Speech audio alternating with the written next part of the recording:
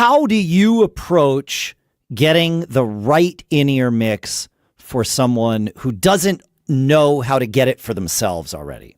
Because I know we're all different, but I know you've also dealt with people who are using in-ears for the first time. And my experience and our experience with the show is that guitar players tend to have a harder time adapting to in-ears than most other musicians. And of course, there's exceptions on any side of this. So maybe that informs my question. Go. Oh man, you start with the tough questions. Well, this is the tough question we all deal with. Yeah. So, it's, I mean, there is no right or wrong answer necessarily, but no, I just want to know your answer. I mean, my answer would be, if I was transitioning somebody from monitors to in-ears, would basically be to start by, just getting them used to, getting them to understand that they're not going to have that necessarily. They're not going to have that same kind of experience that they had before, right? When you have a wedge in front of you, of course, you hear that energy coming off the audience a little more. As you know, when you have ears, a lot of people don't like them because all of a sudden, you can only hear what's coming into them, and a bunch of low mid bass that penetrates rumbles around. Yes. Yes.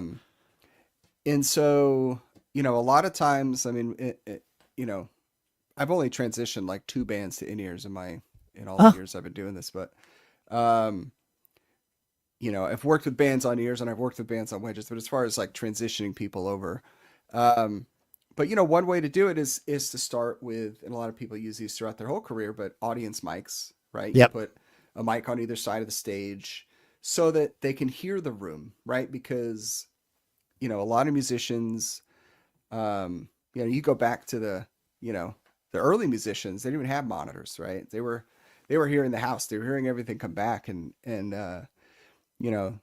just a quick side note, but like with Roseanne Cash, we tour often with her husband, John Leventhal, who's a masterful producer and an amazing guitar player. And, he can pick frequencies out. He'll be up there on stage. He's a wedge guy because he wants to hear the space, and he'll call out things, he'll be up there playing at sound check and he'll be like, can you pull, 210 out of the house?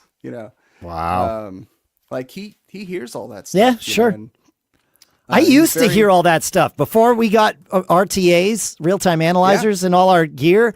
I mean, we had to learn how to hear that stuff. Yeah. You got, 90 minutes between arrival and downbeat, man. You got to tune that room fast and set up your drums, Yep. Yep.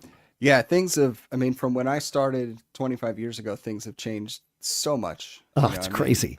Yeah. Line array speakers, of course, all of the, all of the system analyzers and just everything. So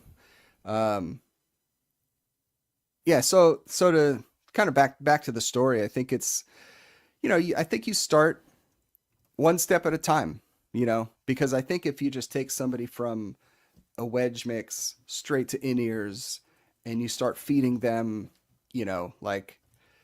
somebody in their wedge might be like, I just want, I want bass, kick drum, a little bit of guitar, a little bit of vocal. You know what I mean? Yeah. And then you put them on in-ears. Well, all of a sudden that's not enough, because then it's like, well, that's all I hear. I don't hear anything else. Yeah. And so then they want to start getting other stuff. And so that's when it can get tricky.